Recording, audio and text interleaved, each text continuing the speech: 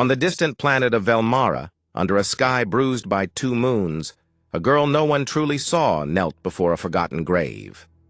Her name was Elysera Velmari, or so they called her.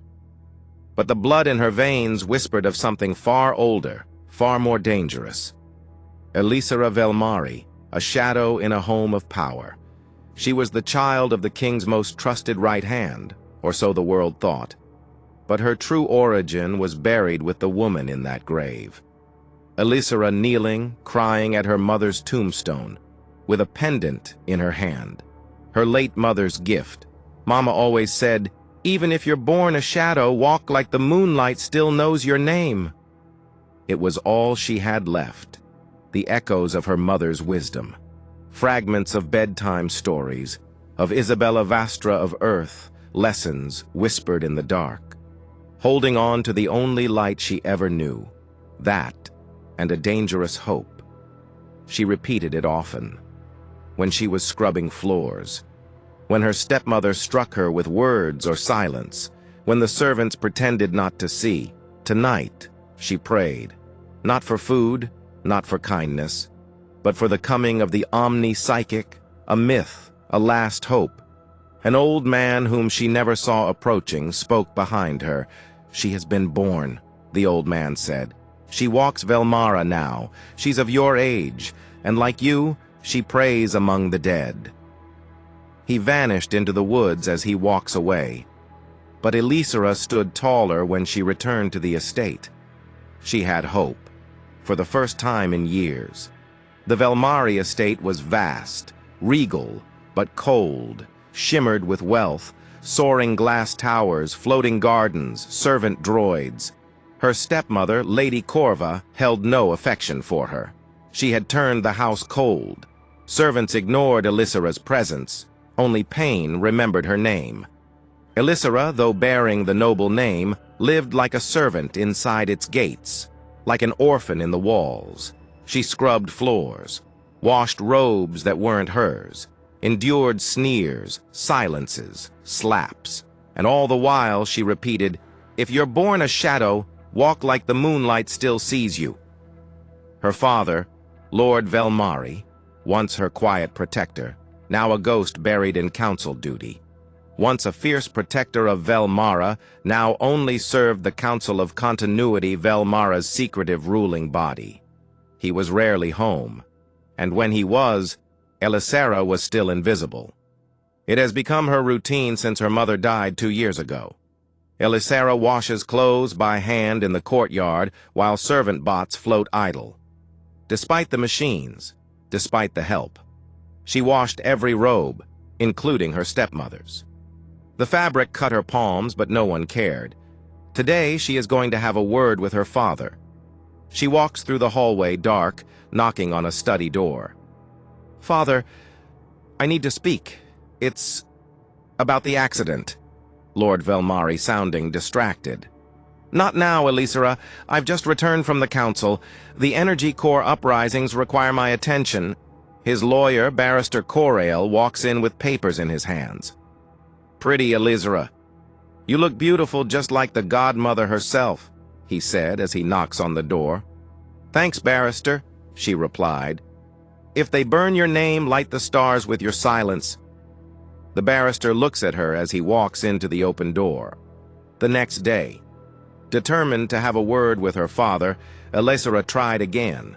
This time, she came to her father's work tower, hoping that beyond the silence of politics, he might finally hear the fear in her voice.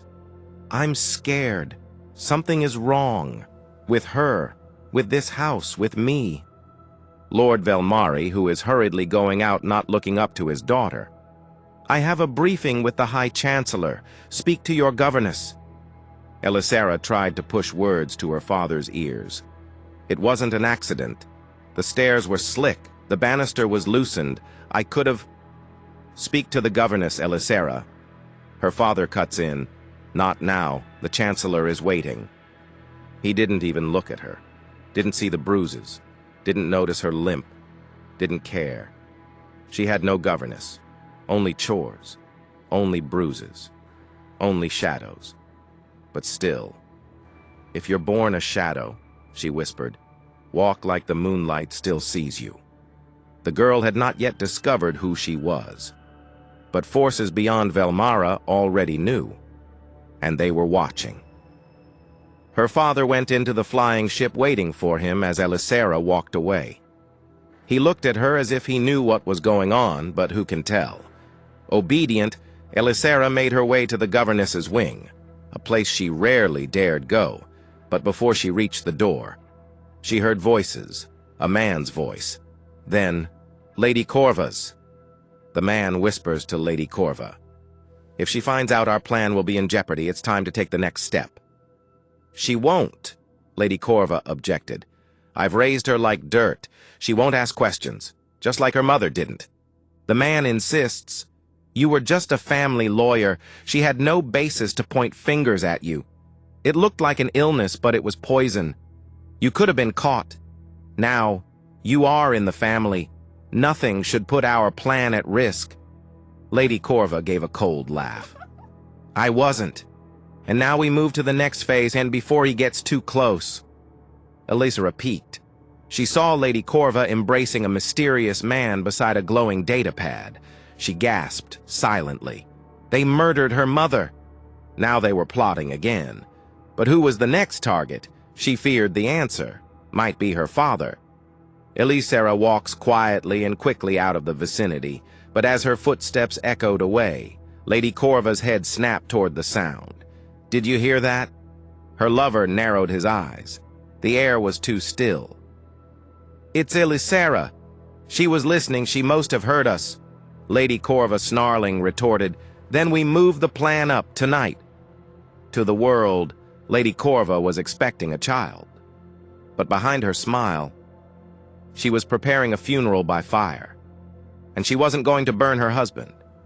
That night, something felt wrong. The estate lights flickered, though the sky was clear. Elysera's mirror cracked down the middle on its own. She heard it again, a whisper. If they burn your name, light the stars with your silence. Her mother's voice, or madness. She quickly went back at her father's house. The guards are not there. Her father is obviously not back. She waited that night for her father. Lady Corva is standing at the balcony looking down at her. She waited until he came in very late at night. The flying ships dropped Lord Velmari and left immediately. He walked in with his 2 guards when Elysera came out seeking audience with her father. Father, listen to me, please. She was with someone. They're plotting. She said things about Mother. They poisoned her. Lord Velmari, looking obviously irritated. Enough of your stories. I said go to the governess. I have national security issues to handle. He waved her off. Just like that. She stood frozen at the door, shaking, heart pounding. And still, he didn't look up. He was gone, out of Elysera's sight. In her cold chamber, she curled up on the mattress of woven steel threads with a pendant in her hand, whispering the only words that had never betrayed her. If you're born a shadow, walk like the moonlight still sees you. But this time, the moonlight didn't come.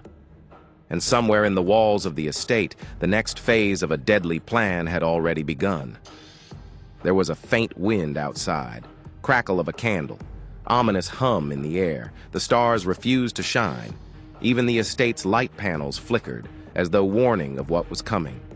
A quiet hallway, empty. Then the slow creak of a door unlocking itself. Someone had disabled the energy locks on her chamber. She never heard them enter. Elysera lies asleep on a small mattress. She has struggled with sleep all night, but nature is not to be defeated. A faint gas hisses beneath the floorboards. A servant girl drops a candle near the edge, then slips away.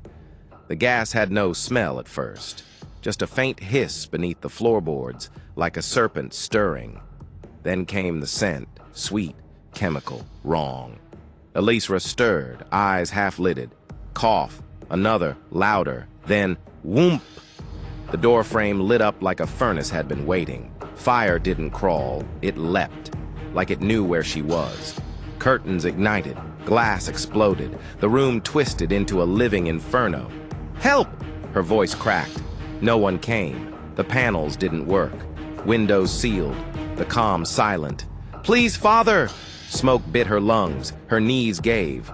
The room was melting around her. Then the walls ignited, not gradually, violently, as though the fire had been waiting, hungry. Flames chase across the room unnaturally fast, licking up curtains, furniture, her door shaking. She ran to the door, locked. The windows fused, shut. The comm panel, dead. She was trapped.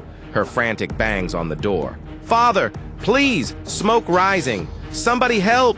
She screamed the loudest her voice can ever produce. The fire danced like a demon drunk on prophecy.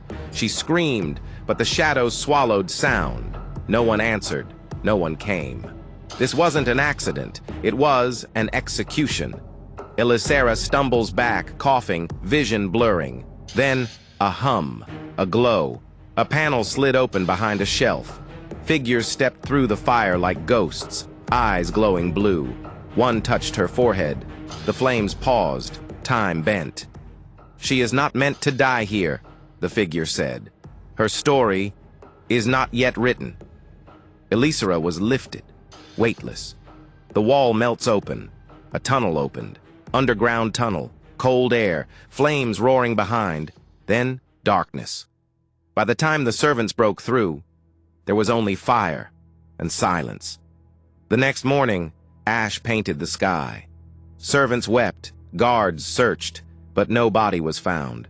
Lady Corva calmly said to the council guards, "She must have been completely consumed. Poor girl." Her words were soaked in performance. Even pregnant, even cloaked in black mourning robes, she smiled. She thought the shadow had burned, but Elysera's shadow now stretched across stars. There was no funeral, no proper farewell.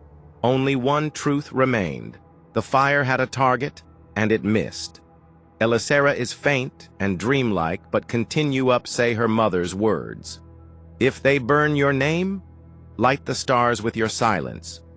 Far from Velmara, in a cloaked ship hidden among comets, a young girl stirred in sleep, bruised, burned, but alive. The elder psychic said to another, "She must never return, unless the prophecy awakens." And the other psychic replied, "She won't remember." Not yet. And as the ship vanished into hyperspace, Elysera whispered faintly, still dreaming, "If you're born a shadow, walk like the moonlight still sees you." Velmara did not mourn her. Velmara moved on, but the stars remembered.